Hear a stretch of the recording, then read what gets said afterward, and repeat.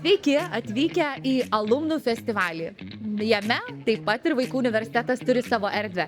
Einam pažiūrėsim, ką mes čia turim. Šiuolaikinis pasaulis neapsieina be technologijų ir gebėjimo jas valdyti. Tad kviečiam į Robotikos akademiją ir Vilniaus universiteto STEM centrą pažinti daugiau technologijas ir apskritai suprasti, kodėl šita kompetencija yra labai reikalinga. Mūsų Vaikų universiteto misija yra augti su VU. O tam, kad galėtumėm kalbėti apie žmogaus augimą, reikia kalbėti ne tik apie technologijas, bet ir jausmus. Tad kviečiame į bibliotekos edukaciją Jausmų knygelę. Čia galėsite jūs savomis rankomis pasigaminti senovės būdu, metodiką, pačią knygelę ir ją įsinešti į namus.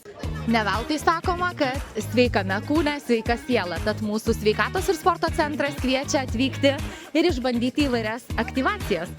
O kur dar gyvybės mokslų centras?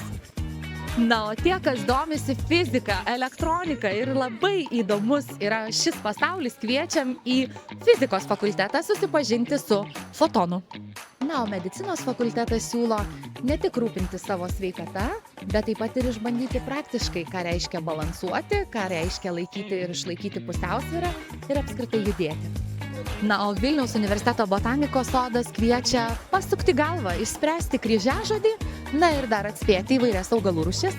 Taip pat alumnų festivalį galite užsukti į medicinos fakultetą ir vaikai turi puikią edukaciją, kaip išmokti rūpinti savo dantimis.